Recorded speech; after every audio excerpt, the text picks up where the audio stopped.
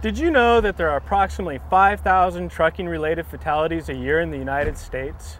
One of those factors is winter conditions. Hi, I'm Randy Blue with Sherman Brothers Trucking. As a professional driver, it's important for you to anticipate and be prepared for winter environments. The better prepared you are, the better your chances are of making it home to your family.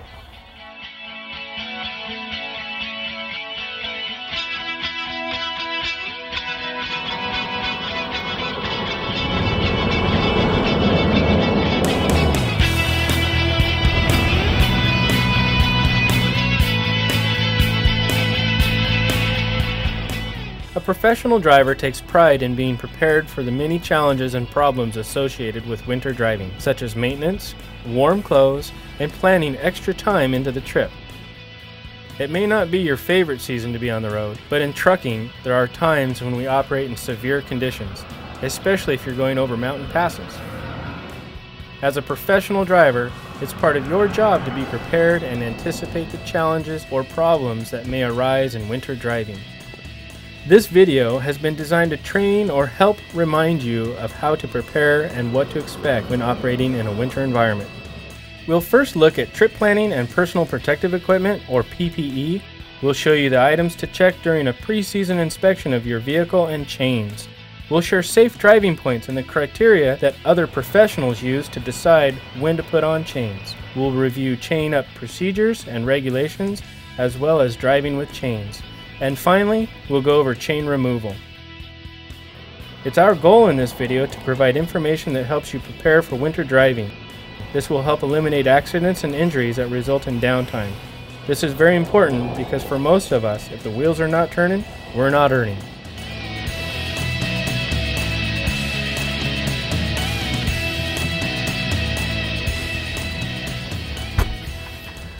When getting out of your truck in winter conditions or any other time, it's always important to use a 3-point of contact, any 3 limbs at one time.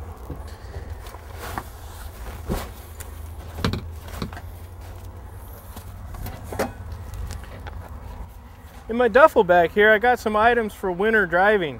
We'll go over these. While Daryl's doing a thorough pre-trip of the truck and trailer, let's talk about some of the items you might want to carry with you during the winter time. One is safety glasses. Anytime you're using rubber rope, you want to have safety glasses on. The other item would be a high visibility safety vest so that other traffic can see you when you're working around your truck. Other items that I think a professional should have with them: some insulated coveralls to keep you warm when you're outside in the elements. Some knee pads so that when you're kneeling down around the truck on snow and ice, you keep some of the cold away from you. A headlamp. Using a headlamp frees up both your hands so that you can chain up quicker. Make sure you have the proper wrench for your cam locks. A tarp so that you're not laying in the snow, ice, and water. Stocking cap of some kind to keep your head warm. A shovel. Good to have a shovel with you so that you can dig snow out from underneath your tires. Some good waterproof gloves. These are sized a little larger so we can put warmer gloves on the inside. All of this we put into a duffel bag so that we're always grab and go ready.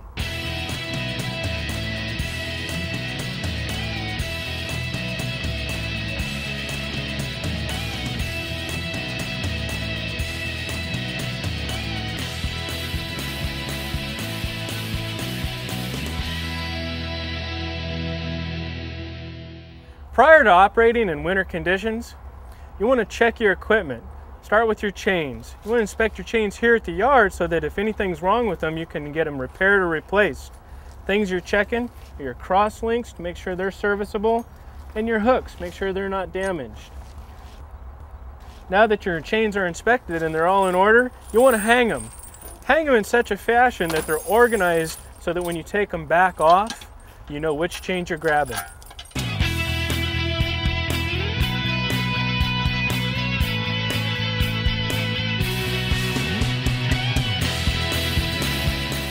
Well, we've completed our pre-season inspections. Now it's time to do a pre-trip inspection. Additional items that you'll want to cover when you're doing a pre-trip in the winter is your antifreeze levels.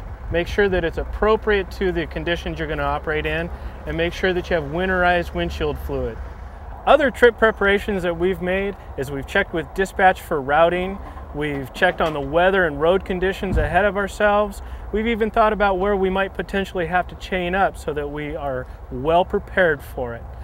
The other thing you want to check for or be aware of is fuel stops. Where are you going to get fuel so you don't run out?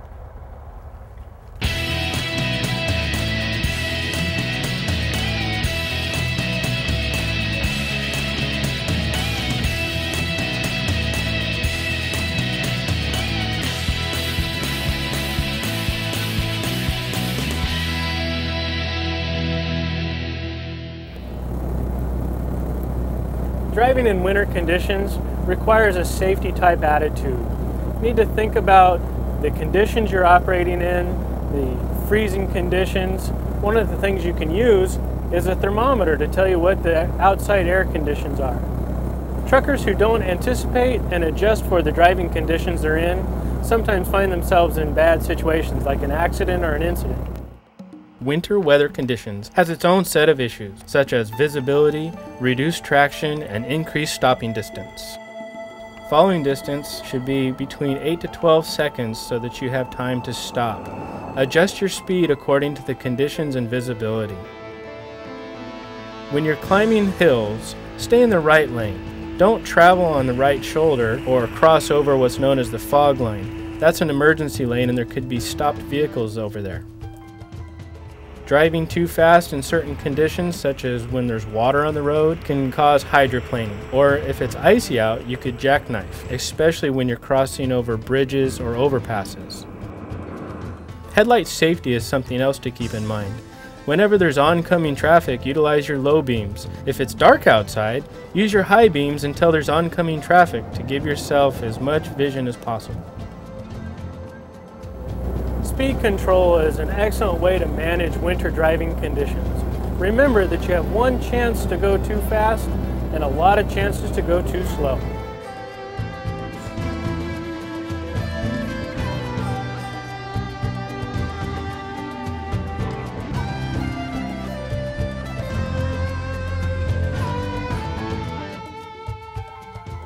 Prior to this trip, Daryl has planned out his food, fuel, and safety checks, one of which is a good safe place to chain up his truck. Observe changing road conditions and be ready for the changes.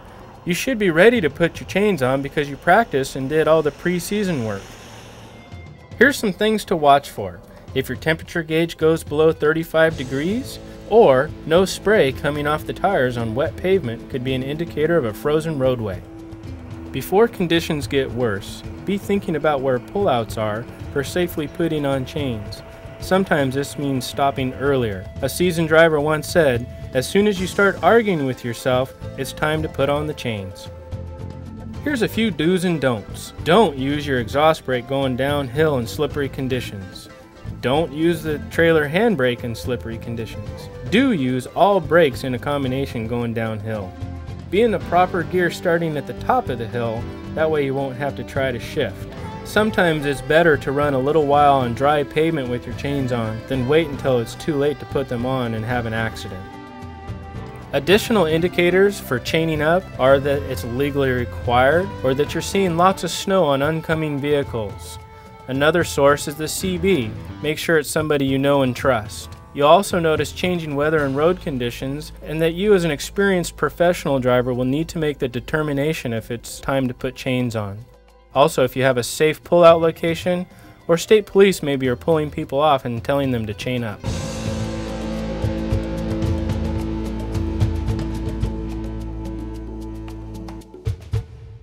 Since we did our pre-season checks, we know our chains are organized and ready to be put on, so it won't take near as much time. Some of the things you're looking for are the cams down so that when you drape them over the tire, they go into position. You want to make sure, since we figured we're going to roll forward, we put the hooks on the back so you don't run those over. When you position, tuck in the leading edge of the chain under the tire. When you got all of your truck positioned with chains, then you come up and make a mark on your tire.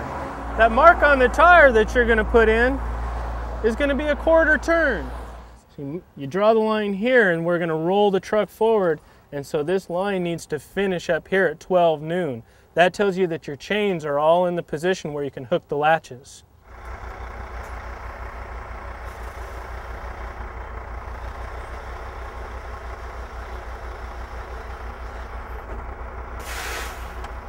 So now you've got all your chains in position, it's time to start hooking them up. First one you want to do is the inside rail. You want to hook that as tight as you possibly can, and then go to the outside rail, again, pulling as tight as you can, and then you start working the cams.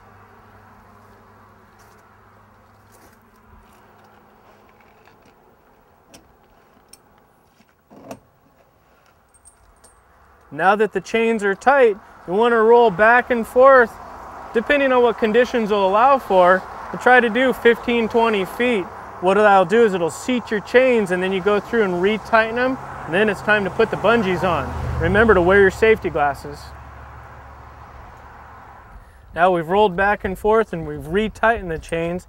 It's time to put some bungees on to secure it and help keep it tight.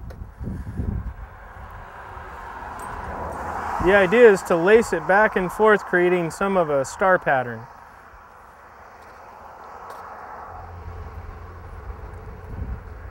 Now we've got our chains all adjusted and the bungees on. Another good thing to keep in mind is to keep your window cracked just a bit so you can hear the sounds the chains are making. Because sometimes when they get loose, there'll be a difference in the sound. A loose chain can either tear itself up, or if they get really loose, they'll tear off your quarter fender.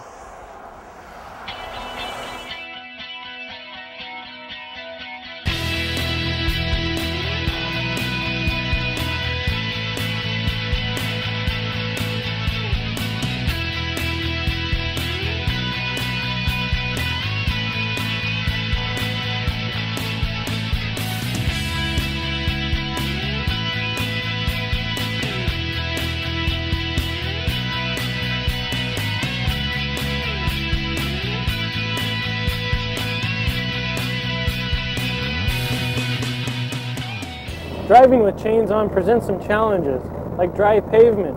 There will be times when you have to operate with chains on and the pavement's dry. So go a little bit slower and pay attention not to spin your tires. You want to make sure to keep your speed slow. Even in snow, you should never exceed about 35 miles per hour, or what conditions indicate. Keep your window open just enough so that you can listen for changes in the noises that your chains make and detect problems early.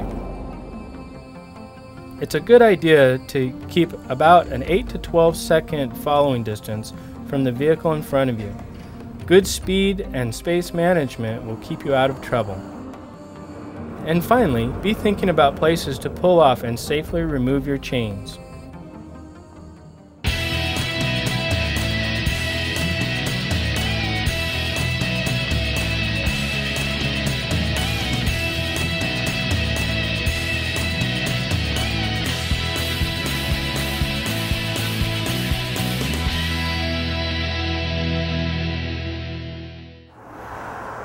Taking the chains off is basically just the reverse order of putting them on. The one thing you want to do when you take them off is make sure that you pull all the excess chain out from underneath the tire so that when you roll off the chains, you don't roll over the hooks of the chain. Anytime you're on the traffic side of the vehicle, make sure you're paying attention to what traffic's doing around you.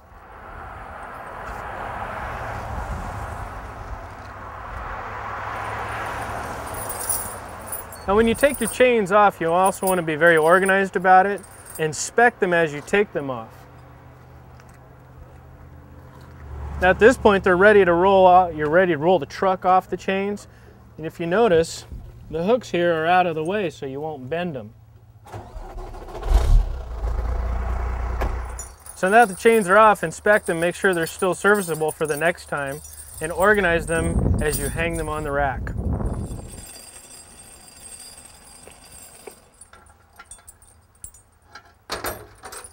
Everybody has their own way of organizing chains. Daryl uses a manner where the singles are on the front of the rack and the three railers are on the back side of the rack, so he always knows he's grabbing the right chain when he needs it.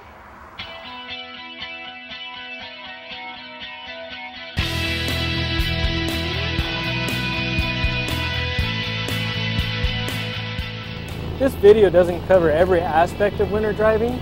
If you need more information, seek training from your company or other trusted resources.